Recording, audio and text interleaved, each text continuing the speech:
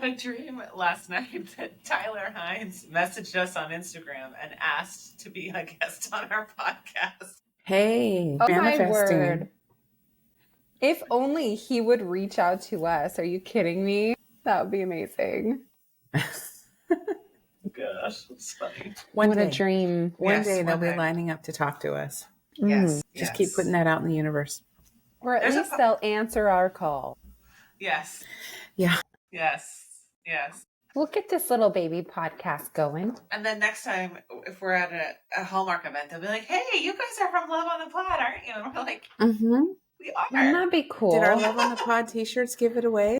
Our Love on the Pod visors and backpacks and tote bags? A sign that says, I'm from Love on the Pod.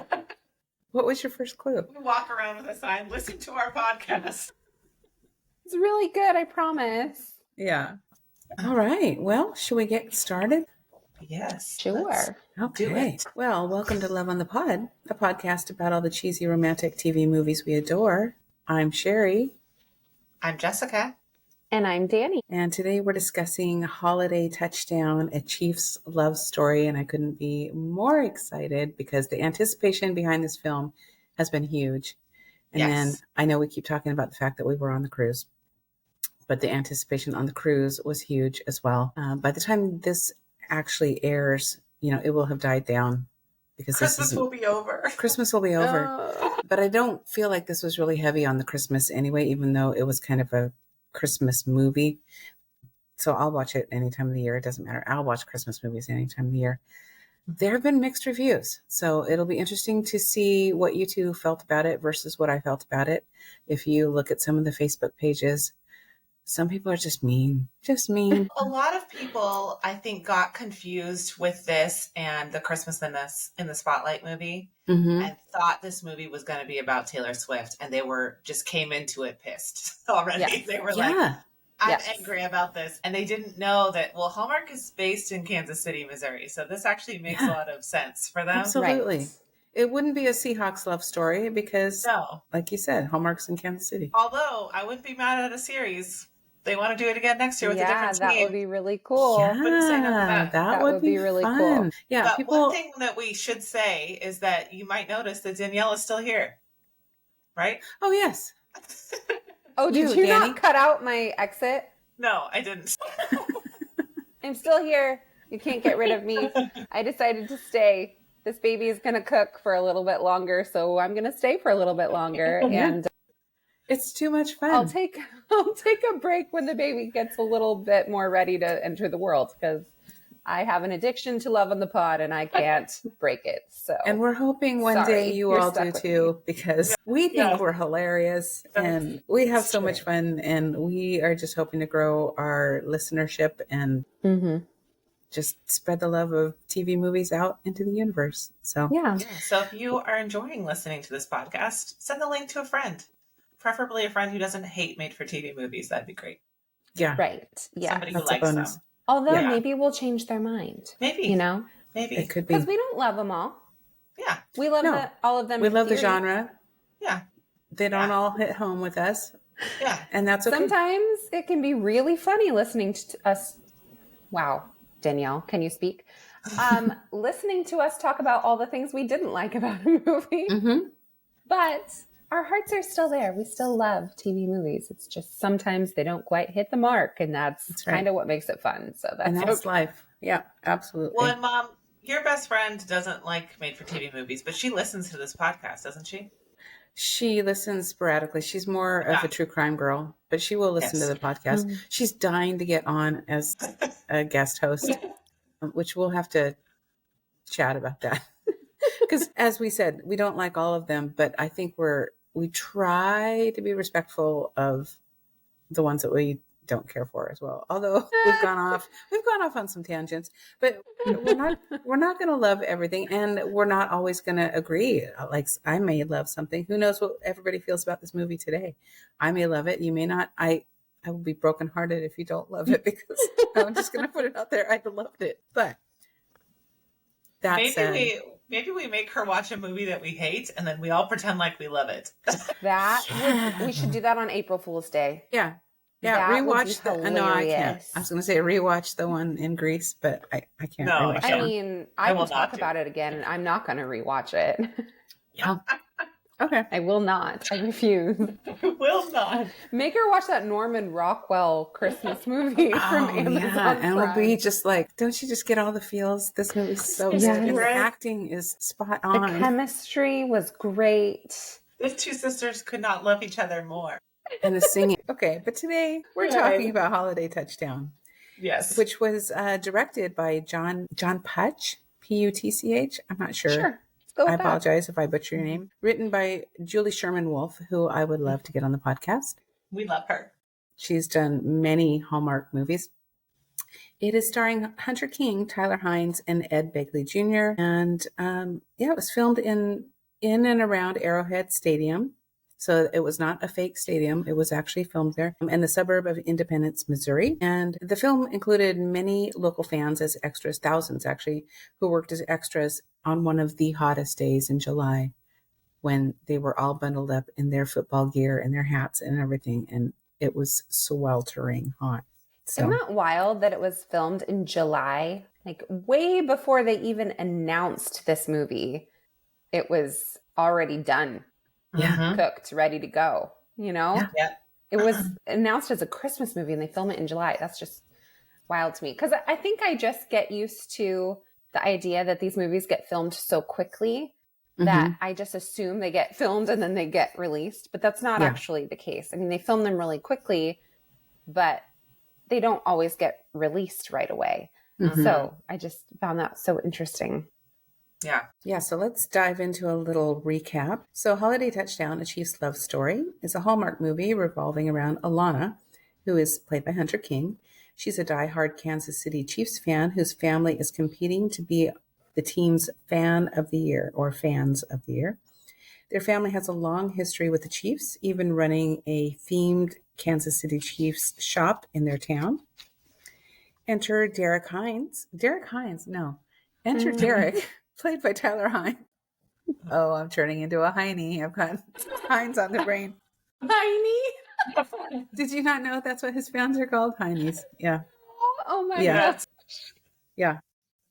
That's like something my kids get in trouble for calling each other. Okay. Yeah. So That's cute. Derek, I don't know his last name. He's played by Tyler Hines.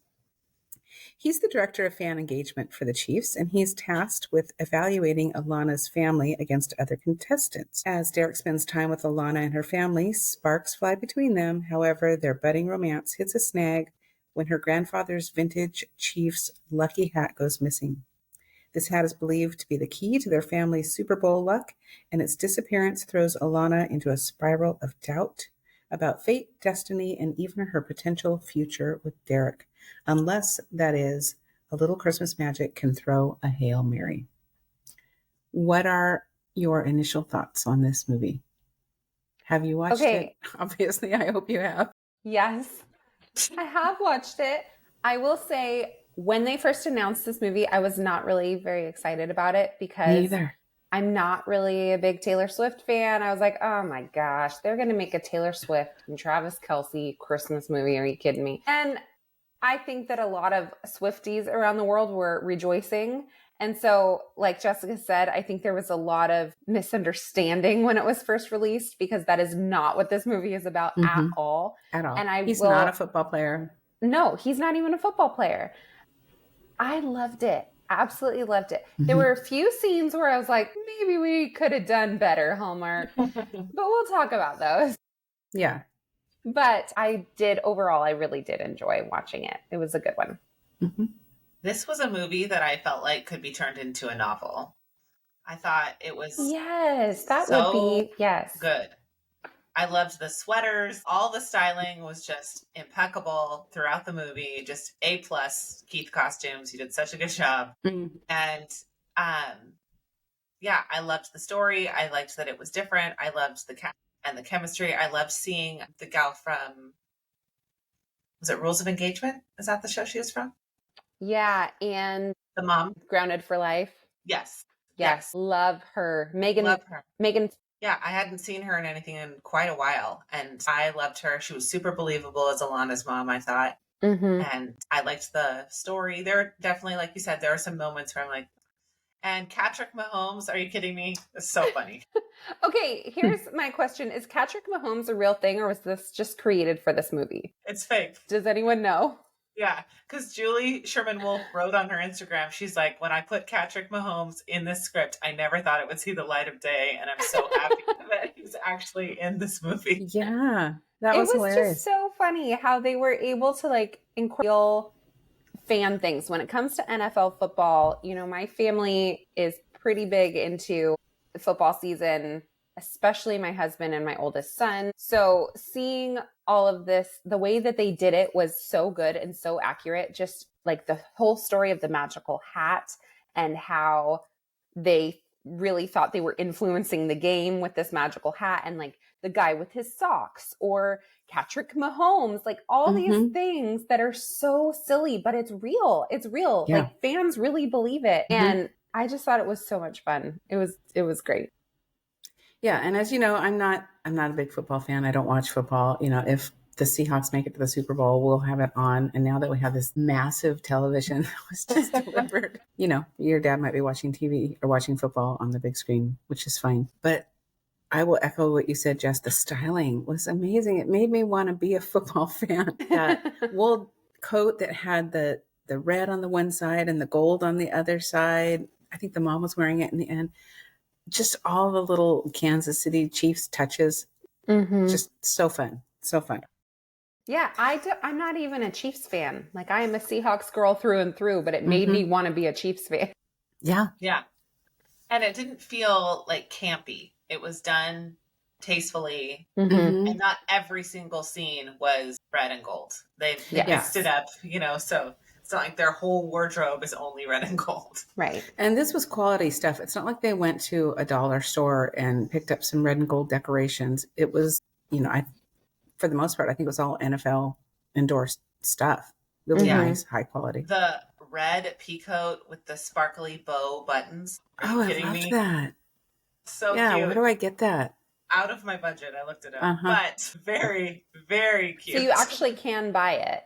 Yeah, it's from a store. Yeah. Oh my gosh. Yep. Yeah. So pretty. It looked like something. Do they make a Seahawks version? That would be nice. A little Seahawks or little footballs. I don't know. That might be a little too literal, but yeah, that might be too much. Yeah.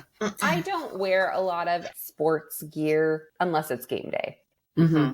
But in this movie, her family owns a fan shop. So it makes sense that they would be decked out every time they go to work, right? So I liked that because it made sense. It made sense for her to always be in Kansas City gear because she was at work and she's working at a fan shop. It wasn't just like this crazy girl is wearing a different jersey for every day of the week. You know? Yeah, it wasn't like the TV movies you see where there's a cheerleader and she is always in her cheer uniform all the time. Doesn't matter. It can be the weekend and she's still running around town in her cheer uniform. Yeah. So let's go ahead and do a deep dive. We open with footage from the 1960s, which I thought was so cool and so well done. The opening scenes with some of it is real stock footage, and I just thought it was really well done. And they had Hunter King narrating in the background, which I loved. It reminded me of like, you know, Christmas movies from when I was a kid where you have the narrator explaining the story in the beginning. So cute. I love that. Yeah, I love that too. So two families with season tickets are seated next to one another in the stands of their beloved Kansas City Chiefs. Grandpa Paul is a young man, and in 1970, I think we see him, and in return, Santa gives him with a Kansas City Chiefs knit cap. This cap plays a pivotal role throughout the movie, which we'll talk about. But the two families form a friendship, as do their kids, who end up growing up and marrying one another. We fast forward a few decades, and one side of the family owns the local diner, Norma and Nick's, which is a cute little small town diner. The other, as we mentioned, runs the Chiefs merch store. And the extended family, both sides of the family, they're up for Kansas City Chiefs Fans of the Year. So the only thing I didn't like about that opening scene was when they had Hunter King break the fourth wall at the very end before she walked into the shop. And I didn't love that. I feel like that's a very like Disney Channel thing to do. And it wasn't my favorite. They had her do what? Break the fourth wall. So she talked straight to the audience. She looked in the camera and talked to the audience. I didn't notice that.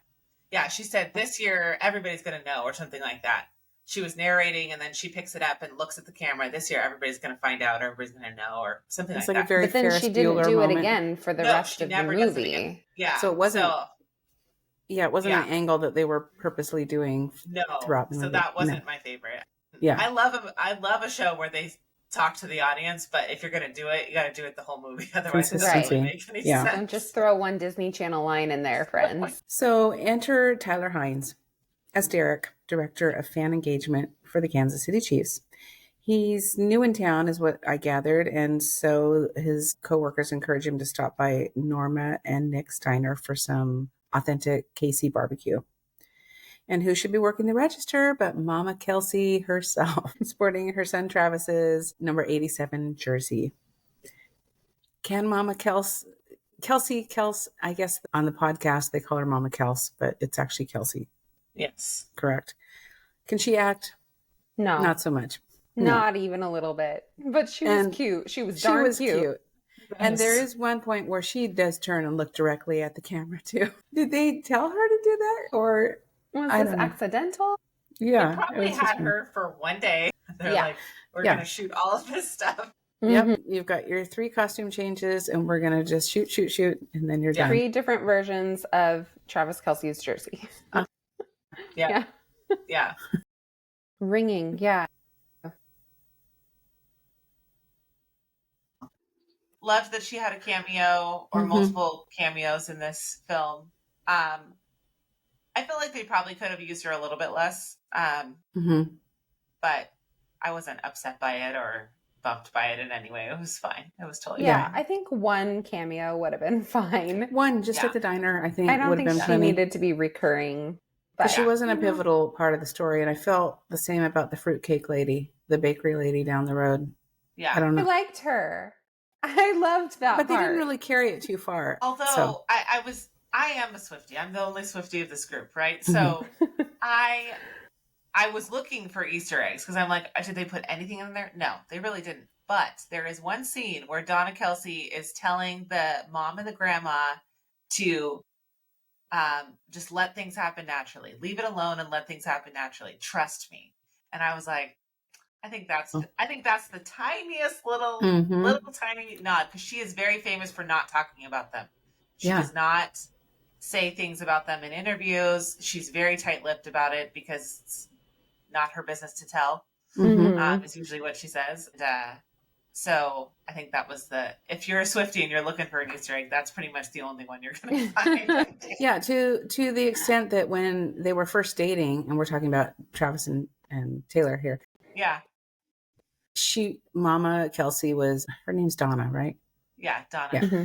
She was interviewed and she said she was very short, very curt with the interviewer. And so media went to town with that and making it sound like she couldn't stand Taylor Swift and she didn't like her or like that she was such a strong presence and everything, which was not true at all. But, things get twisted in the media. So the media says how often is it really true?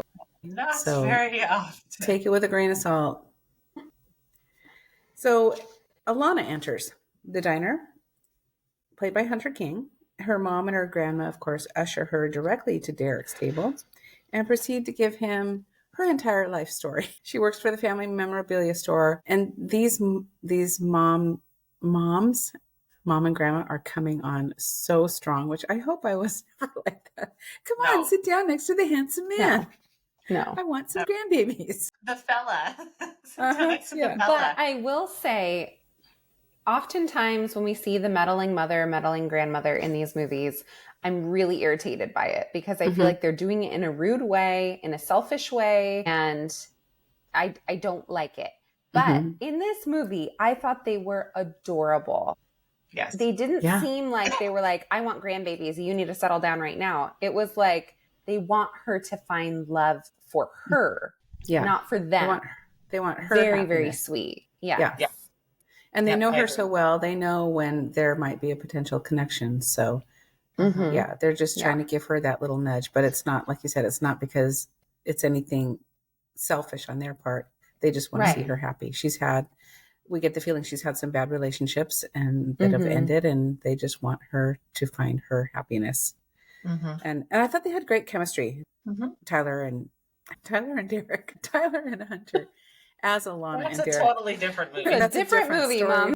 Yeah, they had just kind of a natural easiness. Although Hunter's 31, Tyler is 38, and she, I think, seems a little younger than she is, and he seems a little older than she is. So that put that age gap a little bit wider, but I think it still worked. So yeah, totally. From the very beginning, just as she walked into the diner, I could see their chemistry. The way he looked up at her, I thought they did a phenomenal job. I really believed their relationship. Yeah.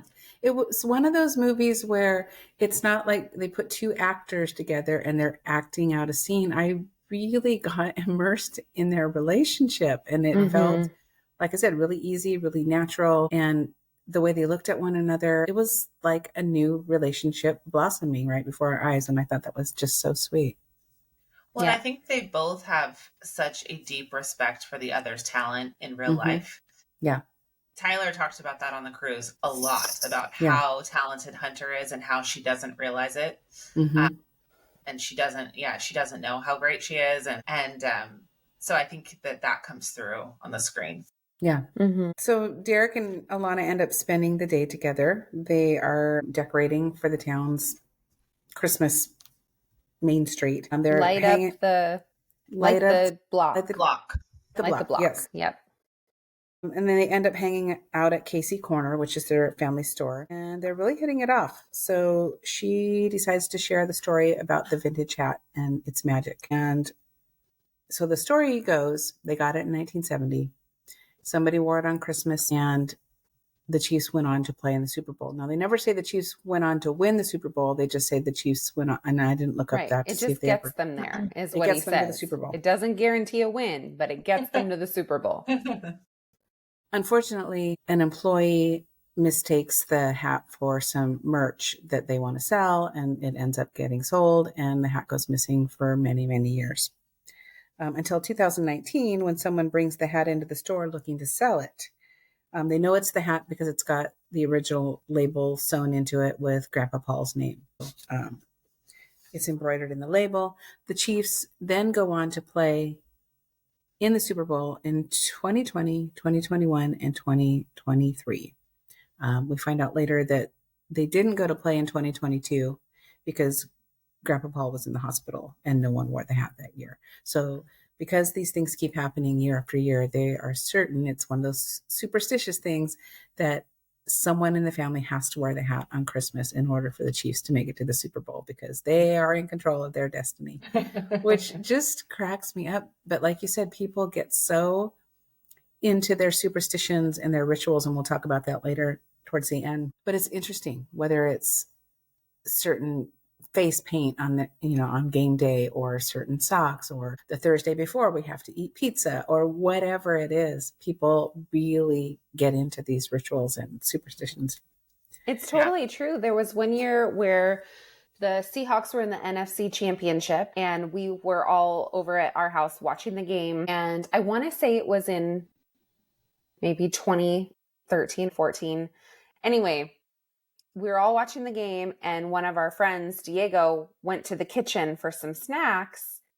And when he did that, I can't even remember. There was some huge shift in the game where we made this really big comeback. Mm-hmm. And so from then on, anytime we were down and we needed a turnaround, we'd send Diego to the kitchen.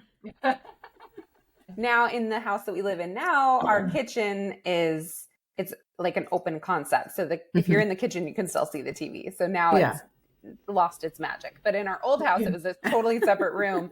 So he'd have to leave and try to listen from the kitchen, because we're like, you can't come back in. It's totally true. That's funny. But it not only, because some people really believe that these things are pivotal for the team, but it also creates these fun little traditions. Mm-hmm. Everybody wear your Seahawks socks, or your jersey on Friday or whatever. Make sure your jacket is buttoned all the way to the top, or I don't care that it's 110 degrees outside. You have that jacket. What and was that everybody doing on that last play? Okay, everyone recreate it. Let's do it again. No, you were sitting here and you were sitting here. Does that make any difference? Absolutely not. But it's really fun. Will Friedle from the Pop Meets World podcast, he talks about how when he flies, he has to wear certain underwear to keep everybody safe on the plane. Interesting. That's fantastic. I do have a question, though, about the magic hat, because they say that you have to wear the hat during the Christmas Day Chiefs game, right? In order for them to get to the Super Bowl? Just wear it on Christmas. Oh, you just have to wear it on Christmas. Okay, because I was going to say, they don't play on Christmas every year. No. And they bring that up in the movie. Okay. Yeah. Okay, I missed that. Good job, Hallmark. Yep. They paid attention to details. Tying up the loose ends. And I don't know how long, they didn't mention how long, like the minute you wake up in the morning, does that hat go on your head? And right, do you put it on before you go to bed so that it's on? So that it's already there? Yeah. Midnight. And it's just one person from the family, right? Can be anybody from the family? Anyone in the family. Okay. Yeah. So the magic of the hat is really big to the Hickman and Young families. But Derek, he thinks it's a great story, but he doesn't believe in the hat's magic. He strikes it up to a coincidence. Alana's kind of PO'd and their lovely day is tainted. And so here's the conflict. He doesn't believe in the magic hat. How could he believe in anything that I believe in? And, where is this going kind of thing? And her family is totally on board with this. They're like, oh, he doesn't believe in the hat? See ya. We were wrong about him. Yes. He's not that handsome. And I loved that they're immediately on her side, Yeah. It's not like, you should give him another chance, which, I mean, in this situation, yes, she should. That's kind of silly. But they're immediately on her side. They're like, nope, okay, moving on. Yeah. If she's not passionate about it, then they aren't either. So back at the office, Derek gets his assignment for Fan of the Year. And you guessed it, it's the Hickman and Young family. So he goes back to Casey Corner and Alana tries to get rid of them because they're waiting for somebody really important from the Chiefs organization. You can tell she doesn't want to tell him what's going on. And he's like, well, yeah, that's me. I'm the really important person. I've got an 11 o'clock appointment. I'm kind of a big deal. So he's tasked to get to know the family, find out what it is that makes them super fans. Alana's upset that Derek wasn't upfront, but she knows that she has to put her anger aside and focus on what's really important. And that's showing that her family deserves to be named the Fan of the Year. And of course, the fan engagement team loves the story of the magic hat. And so they keep sending Derek back to dig deeper and spend more and more time with the family. And while he's at the Casey Corner, a family of Chiefs fan, and I loved this part of the story, family of Chiefs fans is chatting about their desire to attend a game in person. But the dad has to tell the little girl, they're sold out. There's nothing I can do. There are no tickets. And so she runs out the door where Santa is ringing his bell. And she's like, that's okay. I'm going to go ask Santa. And, the dad is like, crap, now what do I do? But Derek comes in and saves the day. He takes the dad aside and he gives him his tickets. And I wondered, it's a family of 4. How many tickets? He just had 4 random tickets. I don't know. But I mean, for his position, he probably has a surplus seats of them that he can give to friends and family. Yeah. Yeah. And he said that they were his tickets because when Alana asked him about it, he says, I don't usually sit down during the games anyway. Yeah. And that's what I wondered. He had 4 of them, but he must, like you said, he must just have extra tickets that he can give out for promotional things. So did you guys recognize that little girl? No. Have you ever seen the videos of the little girl with a really slicked back bun and the super cute fashionable clothing interviewing celebrities? No. That's her. Oh, okay. Oh my gosh, cute. I don't know her name. I should look it up. But she does. I don't know how she started doing it, but she does tons of interviews with celebrities. She just did one with Ariana Grande and Cynthia Erivo that was so funny and so cute. Okay, what's her secret? Yeah, I need to talk to her. Hey, girl. Yeah. Who's Maybe your we manager? can get her on the podcast. Yeah. That'd be fun. We saw you on the Chiefs movie. Yeah. Yeah. So anyways, I immediately recognized her. She's adorable. Anyways. That's fun. There were a lot of little cameos in this film. A lot of people that were just kind of inserted here and there. Oh, yeah. Nonchalantly. Yeah. So anyway, Derek ends up giving the tickets to the family and saving Christmas. And I thought that was just really cute. And then doesn't he kind of like discreetly give them to Santa? I feel like I remember seeing Santa give the tickets to the little girl. Oh, I missed that part because he took the dad aside. Yeah. But maybe I don't know. I could be wrong. Maybe the dad gave them to her, but I thought I remember seeing Santa handing her the tickets. Well, that would be a cute little twist. I'll have to go back and watch that. Yeah. Taylin Biggs is her name. Oh yeah, I've never seen her. Oh, she's cute. Yeah. I would talk to her. Oh my gosh. She can't. Yeah. So somehow she's gotten into the world of interviewing famous people. That's really cool. Good for her. So as Derek ends up spending more and more time with the family, they end up going back to the diner and making gingerbread houses. And Nora was so cute. You know, the mom and the grandma, they're watching Derek and Alana. I feel like I know them because we went on the cruise and we've seen so many movies with them in it. I feel like I just want to call them by their first names because, you know, we're besties, Tyler and Hunter and Jess and I. But they're watching them make these gingerbread houses. And Nora says, we need to dab some flour on Alana's cheek. Then Derek will gently remove it. It's in all the Christmas movies. Which is so true. It really is. In every, like, I don't know, every scene where it's like, oh, won't they? Oh, they're finally gonna, because he wiped flour off her face. Yeah. Gently with his thumb. I don't think I've ever had a moment like that. If I'm baking or something and I get flour on my face, like Jordan will just be like, hey, you got some on your face, and I'll just wipe it off. Like, exactly. There's no tender moment. No. I'm like, leave me alone. I'm baking cookies. Exactly. You'll get one when I'm done. Yeah, but I thought it was a fun way to kind of poke fun at themselves and have this kind of really sweet little moment. Yeah. So they're getting closer and closer. And Derek escorts Alana to the Arrowhead Stadium where she gets to sit in the stands with no one else around. Tried to offer this fan experience to her grandpa, and he declined. He can see that there's something going on with them. He really wanted her to have this experience for herself.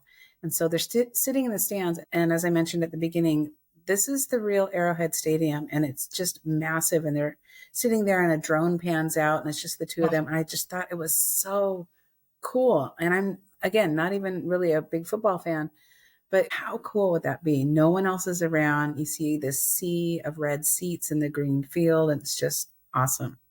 Yeah. I agree that scene was really cool. However, there was a moment where I'm pretty sure that they used a green screen. And I don't understand why, because there was this one moment where they like panned around and they were sitting in their seats, and then it was like the green screen of the rest of the stadium behind them. It didn't match up. And I was like, why are they doing that? That looks so fake. And yet they're in the real stadium. So I wondered if maybe they needed to like reshoot a scene or something on a day that they didn't have the stadium, but it looked very fake. And or maybe I'm going to eat my words if I was wrong. It's not fake. But if you go back and watch it, you'll see what I'm talking about. There's one part of that scene, like the rest of it, it's all very obviously real. But there's one part of that scene where it's like, that is a green screen. It's so unnecessary and weird. That when like Tyler Hines is like turned towards her, Hunter King talking to her, and it's in the background. Yes. I remember. It doesn't match up. It's very weird. Yeah, and maybe it's a matter of trying to get the camera crew in close enough for that shot, and maybe with the stadium seating, maybe it wasn't logistically able to be worked out. Yeah, or maybe like the sound was bad or something, and so they did have to reshoot it or something. The wind's blowing. It's because it's all so open. Maybe it echoed. Who knows? Because you know when they have to do, I forget what it's called, ADR maybe, when they have to go in and re-record the sound, and you can always tell. You can always tell. Like it's never. I don't know why the movie industry has not figured this out yet. Yeah, because you can always tell when they're re-recorded. It just sounds different. It's off. So it's like watching a foreign film with a voiceover. Yes. Yeah. Yes. Yeah. So I wonder if they were trying to avoid that or what. Because they had, we know they shot in the stadium. They had the stadium available. Yeah. So. Right. Yeah. Can we go back for a minute though? Because there was a scene before they went to the Christmas party that I really wanted to talk about. Yeah. So there's this part where Derek is checking out a Christmas light display. It's another family's entry for the fan of the year. And I'm thinking to myself, like, okay, cool Christmas light display, but how is that any competition for the hat story, honestly? But then he's like, I'm going to go for a walk. And he just randomly comes upon this family who's sitting outside having a fire. And he goes, hey, can I share your fire? And I'm trying to figure out, like, does he recognize them? Does he know this is Alana's family at this point? Or is he just being weird and asking if he can share their fire? Because it seemed like he asked the question and then realized who he was talking to. Yeah. And I was just like, what is happening right now? Do you randomly go up to strangers and say, can I share your fire? And would you say yes? Some rando comes up and you're having a nice moment with your family? They had a lot of eggnog, so maybe. That could be. But he wasn't lost in the woods. Like, he's walking through a residential neighborhood. It was so weird. I don't know. It was a very weird, weird scene. Strange. It did turn into a very cute scene. And I will say, I loved Hunter King's jacket in this scene. It was like a pink tweed jacket that she was wearing. Yes. So cute. But there was one other problem, and this was my biggest problem with the whole movie. They're sitting there, they're chatting. It turns into a really cute scene. They're really connecting. And then it starts to snow. You guys, worst fake snow I have ever seen in any movie. I think the budget for this movie was pretty high compared to other Hallmark films. Yeah. But could they not have brought in a snow machine? No, we tapped out on our budget. Bad. Yeah. My gosh. It made me angry. I had a physical reaction. I was like, this is so fake. Who do you think you're fooling? Yeah. It wasn't on any of their hair. It was very digital. It looks like they had like thrown some fake snow on their shoulders and then just CGI'd the rest of the snow. And it was very, very bad. Hallmark, naughty. I don't like it. Snow. Don't do that again. And I've seen that in a lot of movies where they do that snow overlay, that digital overlay. Some of the flakes are giant and it's like they're coming right at you. And then some are kind of fluttering down. And then, it's like they toss some fake snow on their shoulders. I put powdered sugar on you. Maybe you can softly brush it off my shoulder and we can have a moment. Well, we just had our town tree lighting and even we had a snow machine. Oh, did you? Yeah. Fun. If a small town in Texas can get a snow machine. He was on a scissor lift, holding it up in the air so it could blow snow everywhere. Pay no mind to the man behind the curtain. Well, at least he wasn't just up there with a box where he's just tossing it out. Throwing it. Dumping. Gosh. But while they're in the stands, to jump back, but I couldn't leave that scene left untalked about. There are things that, you guys pick up on that I don't, and I'm writing that in my notes so that, when I do our little blog post, which you should all be reading, we have a blog post for Love in the Pod where we kind of talk about each episode and our thoughts on them. And check it out. But so Derek and Alana are in the stands. It's very sweet. They share their first kiss, but my immediate thought is, isn't this kind of a conflict of interest? He's supposed to be vetting out this family, and aren't people going to have a problem with the fact that he's making out with one of the contestants and then they win? Yeah. Although it is an entire team that decides who the winner is. It's not just his job. So I think that helps a little bit. But it is, there's got to be rules about that or something. I would think so. Yeah. Well, and because each person was assigned a different family, so really it appears that their job is to like champion that family, right? To try to talk everybody else into voting for them. Vote for her. She's a good kisser. Yes. And really, I think at this point, but a good kisser. I think at this point he recognizes that her biggest competition is Patrick Mahomes. Like that's really who it comes down to, right? Is their family and Patrick Mahomes, because he really does look like Patrick Mahomes. Where did they find him? I don't know. But I don't know. That was amazing. Did they put out like an internet search calling? If you think your cat looks like an NFL player, particular, to go off on another tangent, have you seen that cat that looks like Ed Sheeran? No. Oh gosh, he's so funny. His hair, it looks like it's combed forward because it's like orange, and then he's got a white face. He's so cute. But I think that's where the inspiration came from.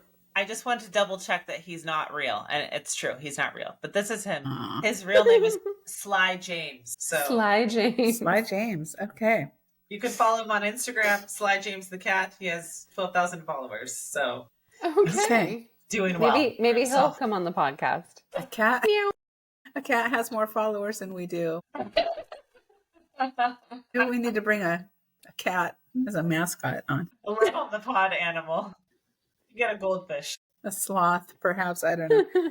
So the winner is announced. And of course, the Hickman Young family win. You know, it's a great story. The hat has magic in their eyes, and it really touches the hearts of the team. And they know that it's going to be a great story to tell the fans.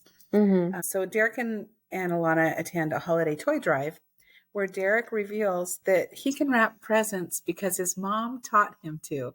And I thought that was a hilarious nod to Finding Mr. Christmas. He said, I can also fold a fitted sheet. Yeah, a fitted sheet.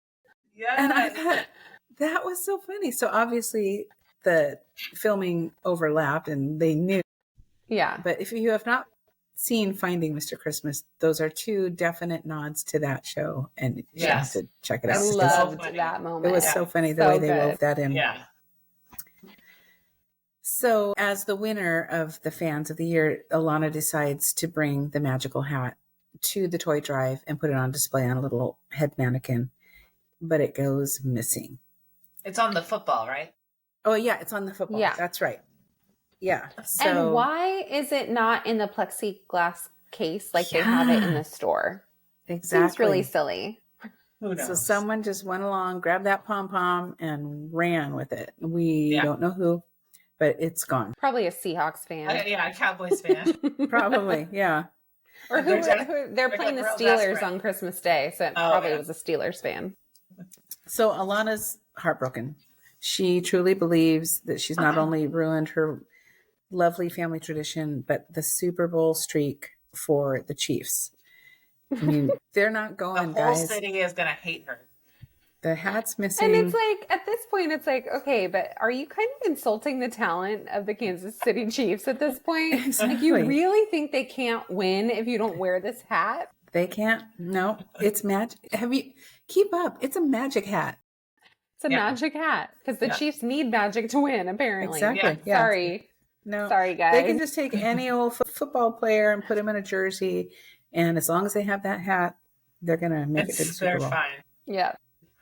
Have they ever won the Super Bowl? I don't know. Yes. The Chiefs? Again, yes. I'm not. Multiple times. Okay. Yeah. So the magic is real. I believe they won it 2 years in a row, didn't they? Yeah. They won last year and the year before, right? Yeah. Okay. See how much I know. I don't. Yeah, we'll see. I only know because I'm watching for Taylor Swift, so that's all I just... Is anyone wearing the hat? Are they going to go to the Super Bowl again? So then we pan to the Young house, and Alana has not told her family about the missing hat. Derek shows up with a surprise for Grandpa Paul, and I didn't really dig in. This scene. I didn't really dig in deeply to the character of Grandpa Paul, but he is a gem. He's played by Ed Begley Jr. So wonderful in this role, so sensitive, so caring. And yes, he believes in the magic of the hat, but as we find out later, he believes in the magic of the family more. Mm-hmm. Again, Alana hasn't told the family, but Derek shows up and he has a gift of the 2 original stadium seats that Grandpa Paul and his wife Patty sat in at their first Chiefs game. And Tears. Guys, I know. I'm like, I'm not supposed to cry at a football. No. There's no crying in football. Yeah, I'm like, what the heck is happening? This is a Chiefs Christmas movie, and I'm crying. I feel like a loser, but this is so sweet. Yeah. It was very sweet. In the chair, and I then know. empty, and it's just now I'm gonna cry again. Stop. Yeah, because we haven't talked about Patty, but she has passed away, and so and now he's got these 2 seats, and it's lovely on one hand, but on the other hand, now he's got this empty seat, and what do? Just put the hat in it? I don't know. It was very sweet, very very and sweet. He moment. sat there for a long time. Yeah. Like they really made it. Like they really showed well that he didn't just sit and then get up. No, he sat there. No, he was in the because there was moment. other interactions happening, and in the background, you could see him sitting in the chairs. Yeah. It was just Yeah, and you beautiful can and so imagine sad. that all those memories are flooding back as he's sitting in the chairs, and you're smelling the popcorn, and you're hearing the football team running on the field, and I just all visually, it was just so great. You didn't have to see what was on his mind; you could just feel it, and that was done very, very well. And then meanwhile, the family's got a gift for Derek as well. It's a hand knit replica of the vintage magic hat. Apparently, the mom is a talented knitter, and it looks exactly the same. But Alana then says, "How did you find the hat?" Revealing that it is missing. Mm-hmm. And then, of course, she feels terrible. But the family is so sweet and understanding. They weren't even mad. No, they truly believe it'll turn up if it's meant to be. Mm-hmm. And they're not mad at her. They're not like, how could you? Now they're going to lose. Right. And so you start to see that for them, it's not so much the magic of actually making this team make it to the Super Bowl. It's the magic of this tradition that they've built within the family. Right. And that's what it is. But with the hat missing, they still have family. They still have their traditions. They still have this really strong bond. And I just loved that because I feel like it would have been really easy to have the family be upset with her. Like, why would you take it without asking us or, whatever. And had that be a conflict in the movie. And I'm so glad they didn't. No, it wouldn't have been necessary. Yeah. Because it was a really sweet moment showing like the strength of their family relationships. And I loved that. And then Alana sits down in Patty's seat and talks to her grandpa, and he's reassuring her that it's going to be okay. And that was just, their interaction was so wonderful. And in the interviews that we've seen with Tyler Hines and Hunter King, they were saying it was just a joy to work with Ed Begley Jr. He's just such a great actor, but such a great man. And you can really see that in the performances. And I just loved it. Yeah, they were talking about how they were crying all the time while they were filming with him. They could hardly believe they were working with him because he's a big deal. Yeah, he's a big get for this movie, for sure. Yeah. And he was just the perfect person to play this role. Absolutely perfect. I can't see anyone else playing that role.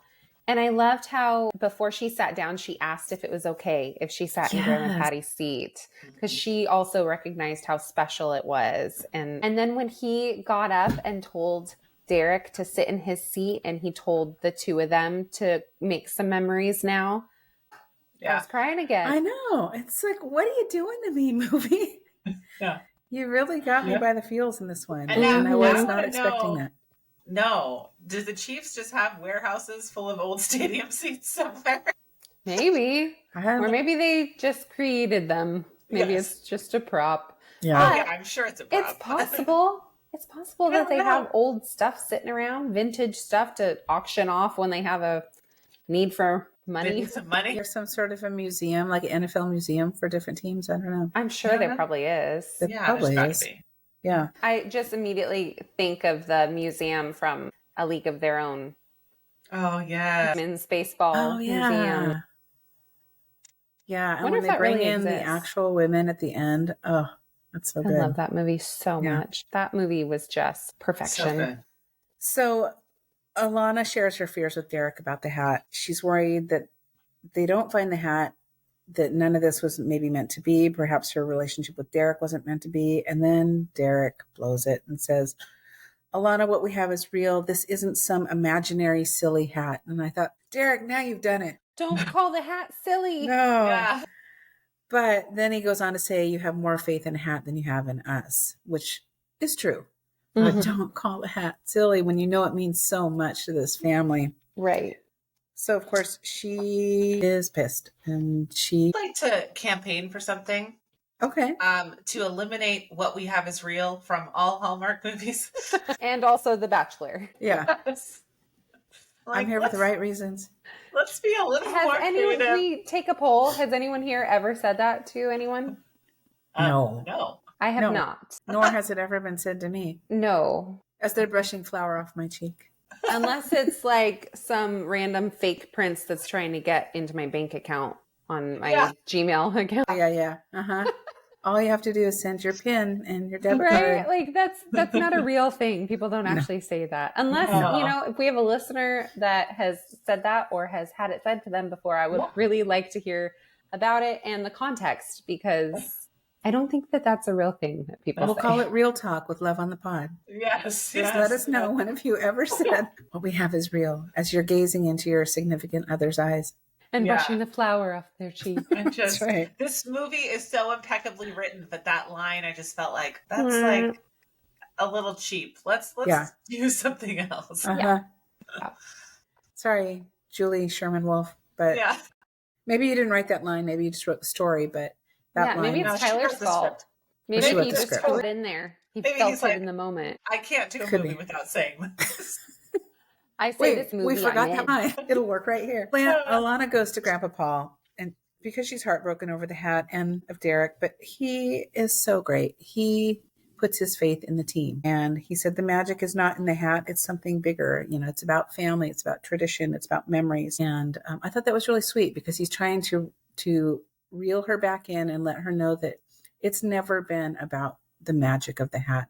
The team is going to play whether they do well or whether they don't do well.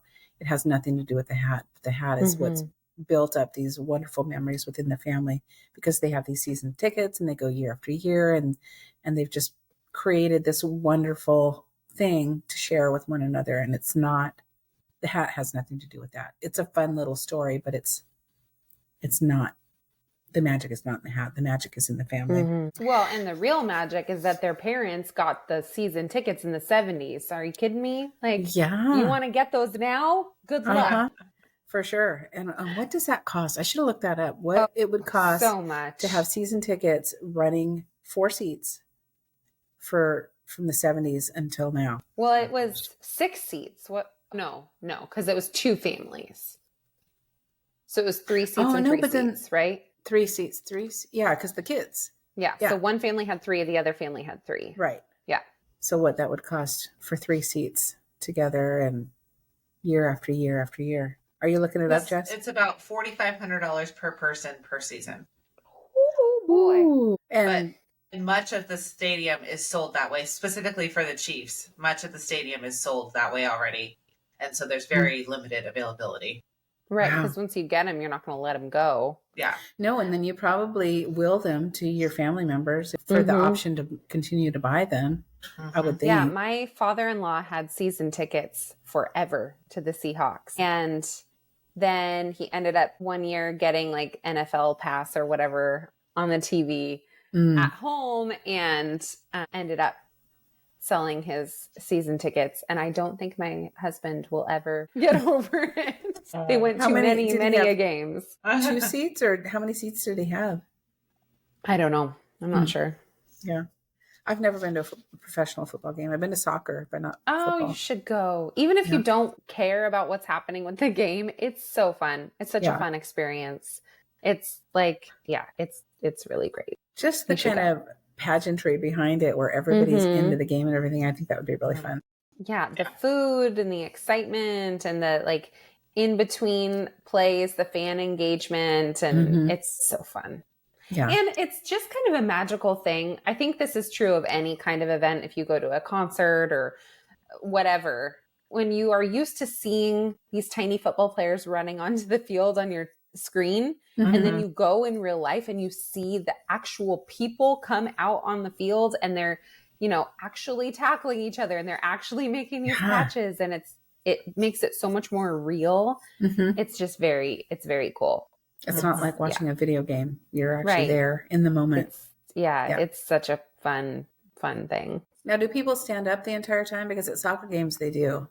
It depends on where you're sitting. We've sat in areas where we stood the whole time. We've also sat in areas where we sat for, most of it and then stood up when something exciting happened. Yeah. Usually I would say like the last quarter, if it's exciting. If it's like a real disappointing game, everyone's sitting down or leaving.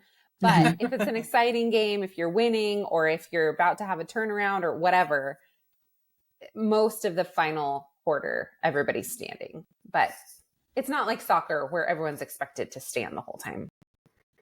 Yeah.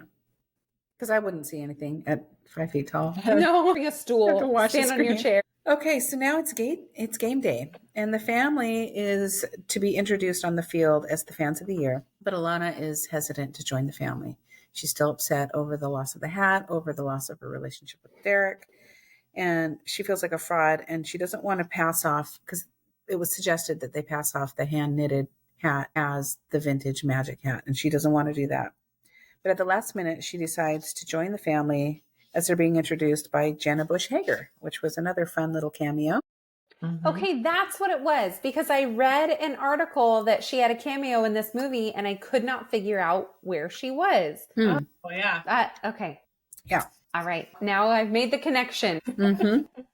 Yeah. So Derek meets her and they go in together and they're, making amends. Alana gets on the mic and she lets the fans know that the lucky hat has been lost. She wants to come clean. But Jenna informs all the fans to look under their seats, and everyone has been gifted a knit Chiefs hat, and the whole crowd goes nuts. And I'm thinking, are they on the floor where there's like sticky drinks spilled, popcorn and peanuts? Or I was crying during this part. It was so like, sweet. Why am I so dumb? Why am I crying about this?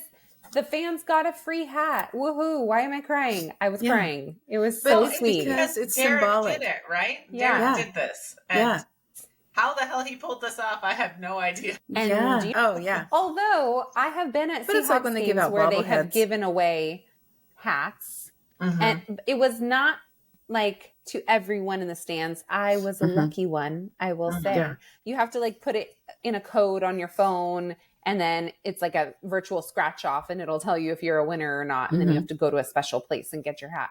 But I got a really nice knit beanie at one of these games, and I still wear it all the time. Yeah. But I just was like, for the whole entire stadium, that's a lot of hats. Expensive. That's a lot of money. But then how did they produce them so quickly? Yeah. They pan out and you see this sea of red hats, and it was just really cool. And so I wonder if all the extras, because they said there were at least 1,000 extras that they kept zooming in on. Did they get to keep the hats? I would like to think that they did. That would be a fun little takeaway from it. What are they going to do with 1,000 hats? Yeah.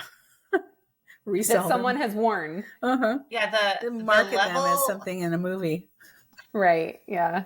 The level of this production is just so much bigger than any other Hallmark movie, because normally they'll have like 20 extras or background performers is what they call them. You see the same people walking by. And they just move them. They're like, change your coat, move over here, change your coat again, move over here. Yeah. But this is like literally 1,000 people. And it's really cool to see that level of attention to detail.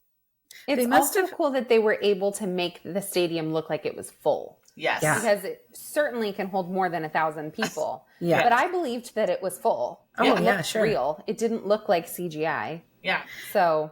And they must have had EMTs standing by, because they're all bundled up in coats and scarves and hats. And they said it was over 100 degrees. I mean, people probably just oh my God, ready to pass out. That sounds terrible. Yeah. But fun. I mean, what a great atmosphere. But I would, if I was going to be a background performer, I would much rather be cold than hot, personally. Agreed. For sure. Agreed. I'm not signing up to wear a parka when it's 100 degrees out. No. I will be on the floor. Because then you'll be sick. Yeah. At least cold, you can be like, ooh, it's cold.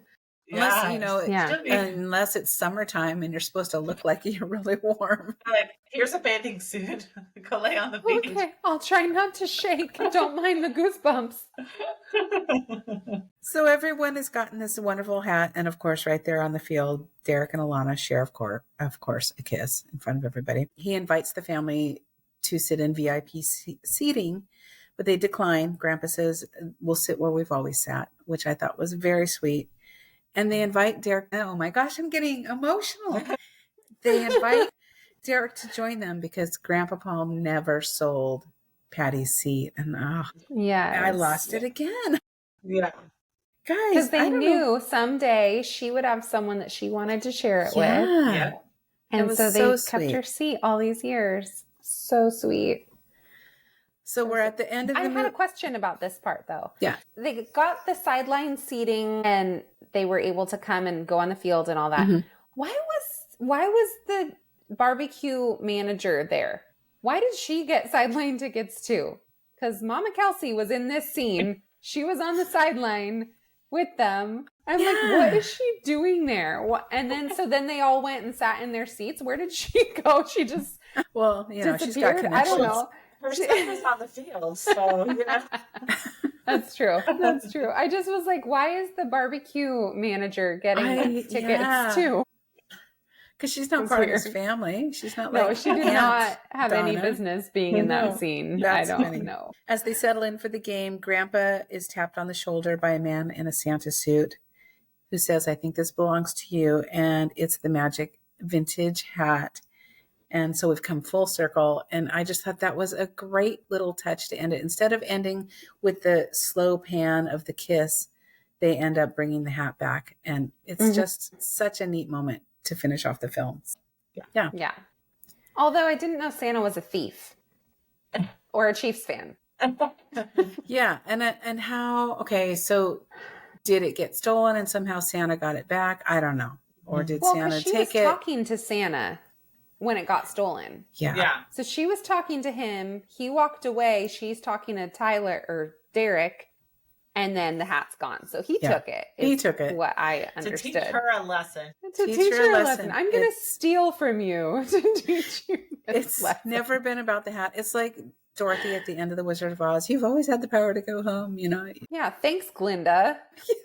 That information might have been nice. Before I've been chased by a wicked witch. How would I have magically figured that out? Yeah, I got to tap my heels 3 times and say there's no place like home. Obviously. And come on. The guy who played Santa, was he like a former Chiefs player? He just was very tall. So I was like, is he I don't know. I don't know who there it was. Were many appearances by current and former Chiefs players. One of my favorite was Trent Green. He was the guy when they went to this Christmas market and they did some ice skating, which, side note, when they were ice skating, did anyone feel like they weren't actually ice skating? They weren't actually ice skating. No. Because they were going really fast and they never showed their feet. So I was like, I don't think this is really happening right now. It's like they were standing on a platform and being pulled around. Yeah, that's what it seemed like. They were going so fast. But not as bad as the Chad Michael Murray one. Have you seen that one? I can't remember what movie it is, but he's wearing this long black wool coat. And he's supposed to be skating up to this woman, and he's just like leaning back and forth, walking. and the meme is going around right now about, Chad, you're not fooling anybody. We know you're not skating. Oh my gosh, that's so great. But, so maybe they don't need to know how to ice skate. Finding Mr. Christmas Boys, you're good. You just gotta. You're okay. Yeah. Pretend. Oh, there's a new episode. I gotta watch it. I still haven't watched episode 3. That comes out today. So.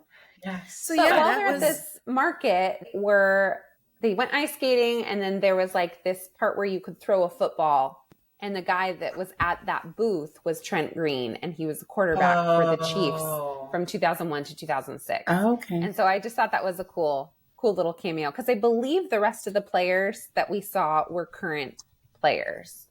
Right. There was Nicole Hardman, Trey Smith, Coach Andy Reid made an appearance. I think there was more, but I think they were all current players, which was really cool. And my favorite cameo of the whole movie was when they were at this Christmas market and they went to get these fancy Christmas drinks, which, hello, rum pum pum punch. Next year when I'm not pregnant, I really want to try that because it looked delicious. But the bartender was Wes Brown, and I thought that was really fun because he's a pretty big Hallmark name. So to be just a cameo, I thought it was really cute. Yep. Cute and I think that's fun that they're doing that, because fans will really respond to that, because it might be their favorite Hallmark actor. Oh, we got a little cameo. Yeah. That's fun. Yeah. Okay, so Santa was not played by a football player. He was played by Abraham Ben Ruby, who, if you look him up, you will immediately recognize him. Why did I think you were going to say Abraham Lincoln? Abraham Lincoln He's been around. Came back from the dead to play Santa Claus. But I didn't recognize him with the beard and the hat and all the things on. But he also plays Santa in Christmas Bloody Christmas. So okay. That sounds like something I will never watch. He's also in a movie called Faster Purple Worm Kill Kill. Who is this man? You don't recognize him? No. I couldn't tell you what he's in, but I totally recognize his face. He's a voice in World of Warcraft. Huh? I don't know, Jess. I don't recognize him, but Faster Purple Worm Kill sounds like a series that I want to watch. What a name. What is happening? It's like the nightmare version of Harold and the Purple Crayon. So that was it. That was our movie. I was going to tell you about a few behind the scenes things that I found. Tyler Hines said that while filming the movie and spending time in the Kansas City metro, he quickly became a Chiefs fan because he really wasn't about football at all before, which is interesting because when they first announced this film and they said that he was going to play the lead, I'm like, I don't see him as a football player. What? But as we learned, I'm so glad they didn't make him a football player. No. Yeah. Because that would have been... story is so told. And I can't say enough good things. I love what they did. Yeah, he said, I've fallen in love with the team. I didn't know much about football. I grew up a skateboarder and was not familiar with a lot of organized sports. Now I'm all in. I watch every game. I'm very grateful to the entire staff. And Chiefs Kingdom has been so kind to me. Everybody who loves the Chiefs, their fan base has been so kind. The city has been very, very generous. And the screenwriter, Julie Sherman Wolfe, has written more than 20 films for Hallmark. She said she's always wanted to write a big football film. The offer for this project came just a week after the Super Bowl when her team, the 49ers, had experienced a crushing defeat. So, like the Chiefs, right? Yeah. I love to see the 49ers lose. I'm sorry, but it makes me happy. And Wolf says when tackling the script, she leaned hard into her family's own unique superstitions and traditions. She didn't go on to say what those were, but yeah, so I thought that's really fun. And Tyler Hines, I don't know if you've noticed this in interviews and whatnot, but he always has a toothpick on hand, always. And I watched... Why does he do that? We don't know. I tried to find it. I can't find it anywhere. The only thing I saw, because we saw it on the cruise, I saw it in several interviews that I looked up when I was researching for this podcast. And the only thing that I could find was Jonathan Bennett says, it's because he gets things stuck in his teeth after lunch. That's fair. Why do I feel like there's more to it than that? I don't know. But anytime we leave a restaurant, if they have toothpicks, my husband will take one. Funny. And like put it in his mouth. I'm like, what are you doing? Yeah. Do you have food in your teeth? You're just chewing on a toothpick. Okay. They have like the mint flavored ones. Yeah. Or they used to have cinnamon flavored ones. Yeah. Those were good. My gosh. Yeah. But I can't imagine just walking around with a toothpick hanging out of my mouth. But I don't know. Was he ever a smoker? Maybe that's a thing. I don't know. Who knows? I have no idea. I don't want to make up stuff that I know. Because I forget, there was some interview I was listening to and they were talking about this, but they also said, have you ever noticed in movies he's eating all the time? He always has food in his hands. And this movie, I didn't notice that. But the barbecue scene, that looked he had it all over his delicious. Hands. Yeah. I want to eat that barbecue and that, what was it, banana cream pie? Oh, yes. Oh, yeah, banana pudding. Gosh, pudding. Yes. Yeah. Not Looks the so Christmas good. loaf. I don't want the Christmas loaf. No. That looked disgusting. But the barbecue. Yeah. Well, the Christmas loaf so was a funny runner, though. I liked how liked everybody it knew too. about it. They kept bringing it. Like the fruit cake that goes around the family. Served warm. She's like, how do you else with the peppermint chunks melt? And there's like olives and stuff in it. Like what is happening? Avocado. Yeah. It made fruitcake sound good. Yeah, for sure. Well, speaking of barbecue, this brings us to our little Q&A section. So the fictional Nick and Norma's place serves up some of the best KC barbecue around. So I wondered, what is your absolute favorite barbecue that you've ever tried? I need to find the name of this place. Harmon's Barbecue that is located in Old Town Cibolo, Texas. It's delicious. Okay. Amazing. They have this like spicy collard greens, and I'm not a creamed corn fan, but their creamed corn is delicious. Here it is. Lewis Barbecue in Charleston, South Carolina. So delicious. We went on a family vacation to Charleston and we went to many different barbecue places, but Lewis Barbecue is to die for. We went there actually on my birthday, I believe, and it was so good. Their cocktails are fantastic. All the food is so good. And I will agree with you, Jessica. I have never been or actually it wasn't creamed corn. It was corn cake. I've never been like a corn cake girl. I wasn't real excited about it. We went to other barbecue places where I was like, yeah, not really a corn cake girl. Don't really like it. The corn cake at Lewis Barbecue is heaven sent. It's so good. Their mac and cheese is amazing. All of it. Is it like a cornbread or is it a dessert? It's like a casserole pie. It depends on where you go. So some of the other barbecue places we went to, it was much more like soupy. Whereas at Lewis, it was cut into slices, like pie slices. It was really, really good. Yeah. So if you're ever in Charleston, South Carolina, go to Lewis Barbecue. My favorite is the barbecue shop in Memphis, Tennessee. We went there 2 years in a row when your little sister was in a blues band for the International Blues Challenge. Shout out Angelina Adams Music. It's so good. We went there, well, like I said, 2 years in a row, but I think we went there pretty much every day that we were in town. They were voted number one in ribs in America by Food Network, and they are home of the famous barbecue spaghetti, which sounds disgusting.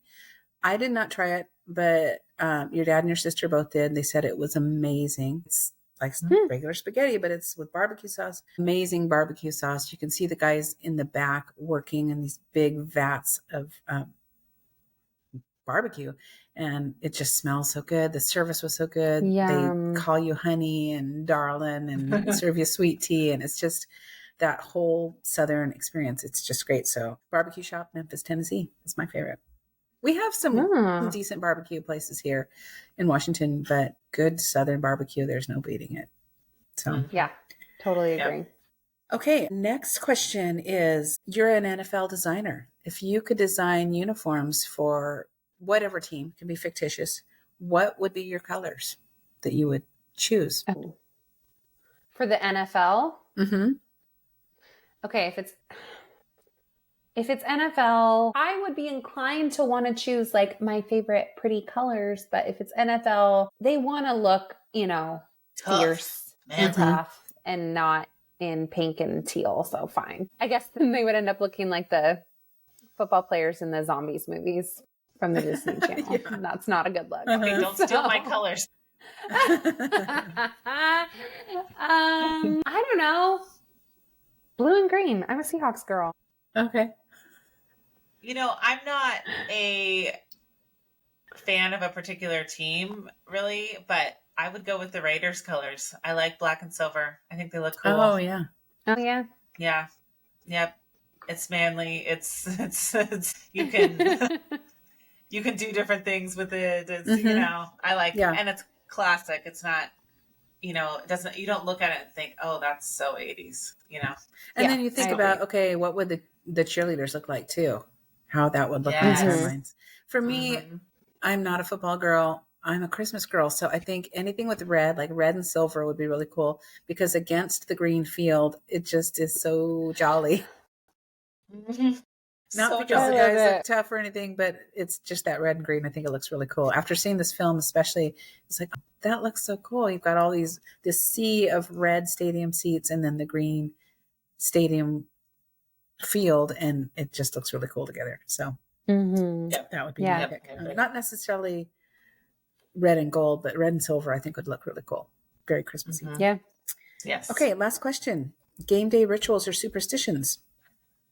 Do you have anything, like whether it was when you were a child and you did any kind of dance or sports or anything that you did, or game days that you watch with your family? Are there any rituals that you take part in? I mean, like before a cheer competition, I would like chug a whole Fruitopia and try not to cry. Those Fruitopias were so bad. I can't believe they had Fruitopia vending machines at school. Straight sugar and 1% juice or something.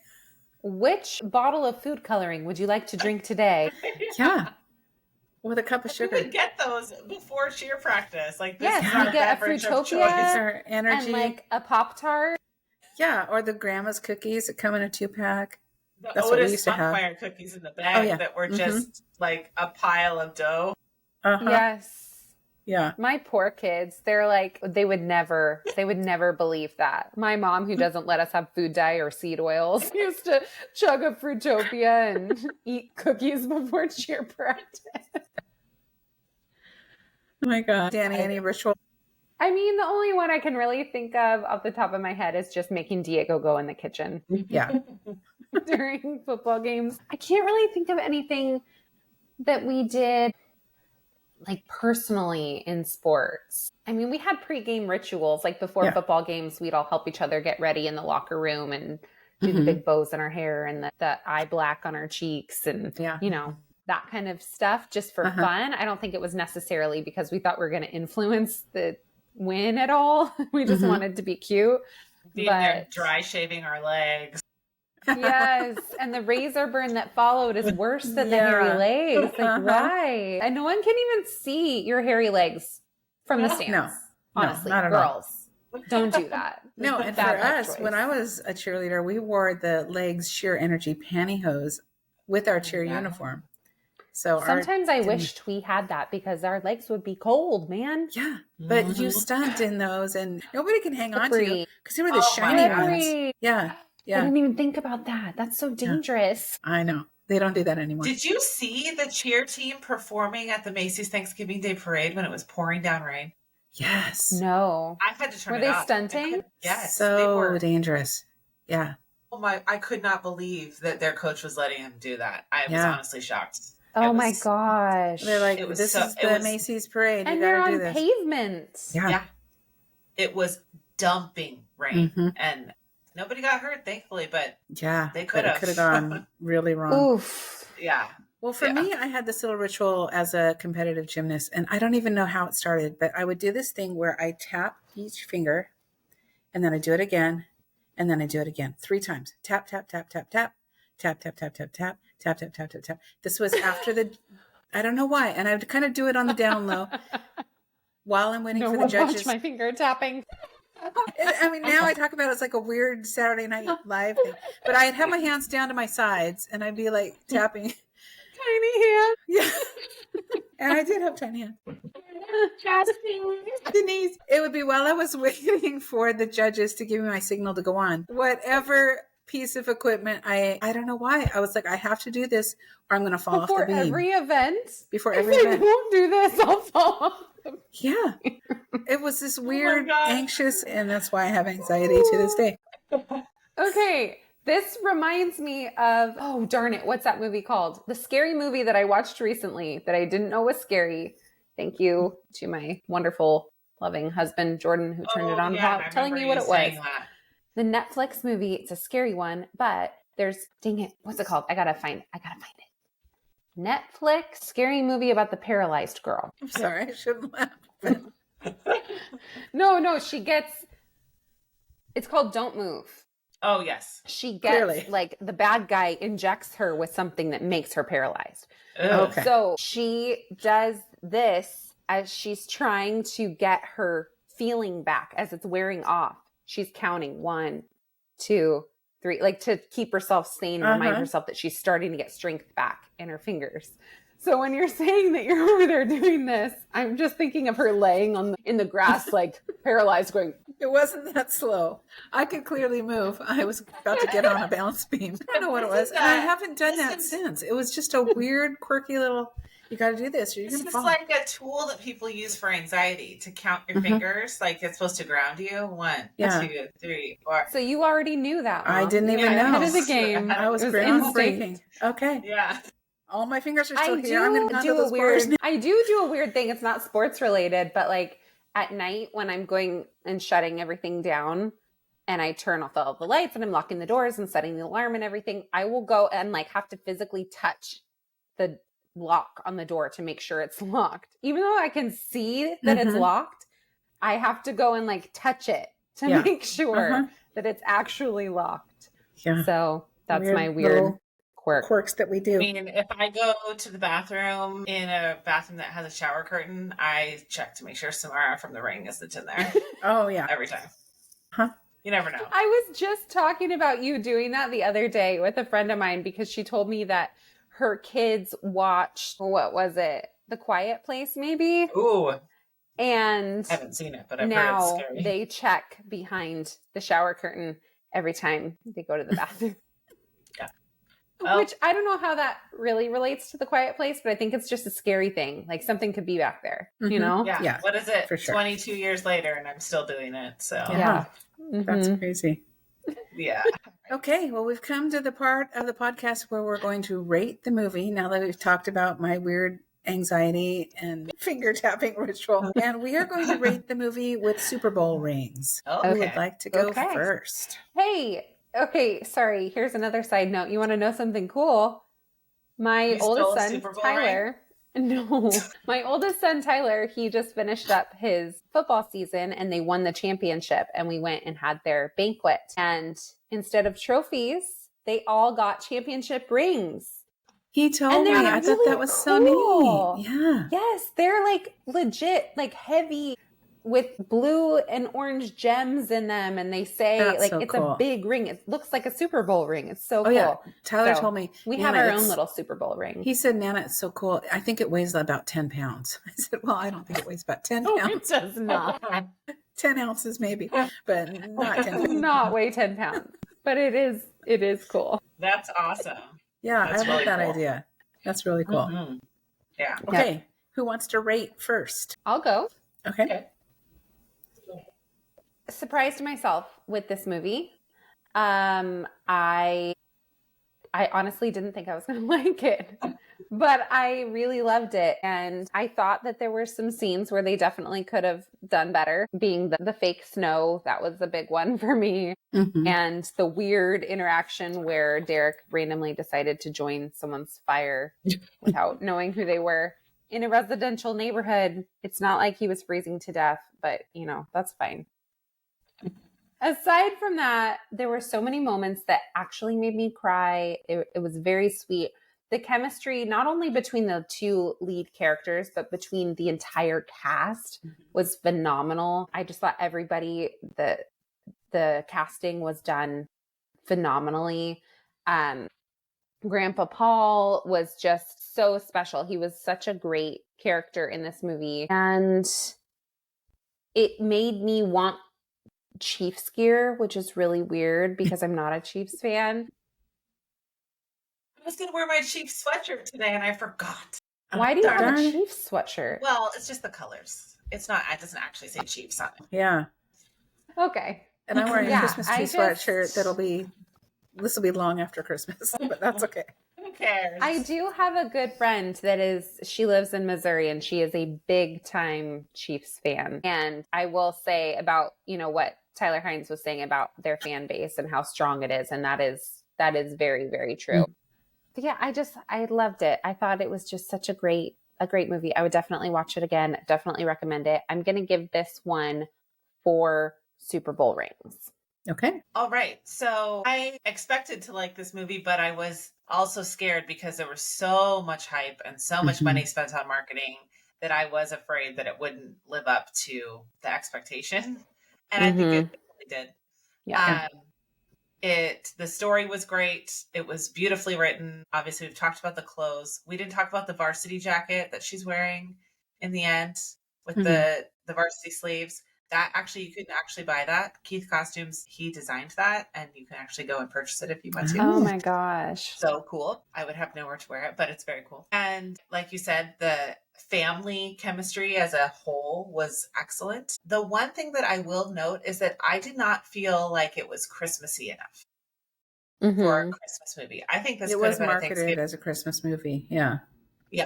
I think this could have been a Thanksgiving movie. I'm not sure. It did have nods to Christmas, but it definitely didn't feel like, oh, this is a Christmas movie. It felt like this is a football movie that is based at Christmas time. you know? So that's the only small note that I would have for it. But I'm going to give this 4.5 Super Bowl rings. Okay. I agree. I love this film. And going in, I wasn't sure I was going to. I picked it because of all the hoopla around it on TV, online, on the cruise. It was really being marketed big. And I thought, you know what, we have to talk about this one. But I don't really know that I expect to like it that much. I really like Tyler Hines and Hunter King as actors. So I knew that I would like that part of it. But it surprised me. And I wasn't mad about the lack of Christmas because I felt like I didn't really expect it to focus a lot on Christmas. I liked the subtle nods to Christmas, but really it encompassed the magic of the family, and the ensemble cast was great. It reminded me a little bit of the family in While You Were Sleeping, although not as cuckoo. Just that unconditional support of one another all the time. Hunter King is so cute, and I think she really taps into genuine emotion. Tyler Hynes, he has this like smoldering, squinty look that he does. It is just so handsome. And together, I think they make a really believable couple. And I like the way that they developed their story, where there was a kiss kind of early on, and then these infatuated looks at one another. So you can see it's not just will they, won't they, and then there's the kiss at the end. You really see this developing as you go along. And then, of course, Ed Begley Jr. was just wonderful as the part of Grandpa Paul. Like you mentioned, I couldn't imagine anybody else in that role. He really did a great job. So I think it was a fun twist on a classic Christmas trope with a little magic sprinkled in. And I would definitely watch it again. I'm giving it 4.5 Super Bowl rings. So, yeah. Okay. Well, that was Holiday Touchdown, and we loved it. And next week, we're going to be talking about Melissa Joan Hart. So we're doing a little spotlight roundup episode, all things Melissa Joan Hart. We're going to talk about a few of her movies, talk about her career, and I'm excited about that one. I'm going to put it out there. I picked a dark movie, guys, so I think I'll probably go up first so we can wash that away and end with some happy next week. But yeah, thank you for joining us on Love on the Pod. Be sure to follow us on Instagram at Love on the Pod and share your episode thoughts or ideas by emailing us at loveonthepod.com. Plus, you can text us with future movie recommendations using the link in our show notes. If you love this episode, or even if you didn't, we want to hear about it. You want to hear more? Please subscribe to the podcast as we drop new episodes weekly. And we have merch, so go buy it. And we have merch, and it's fun. It's fun merch, and we hope to add more soon. And we would love to see you rocking your Love on the Pod t-shirts, sweatshirts, coffee mugs, tote bags. We've got a good variety. All the things. Okay. So whether you're sitting in the stands with thousands of fans, or rooting on your team from your cozy couch, we hope you never lose your family's magical Super Bowl hat. Have a great week, and we will talk to you next time. Bye-bye. bye-bye.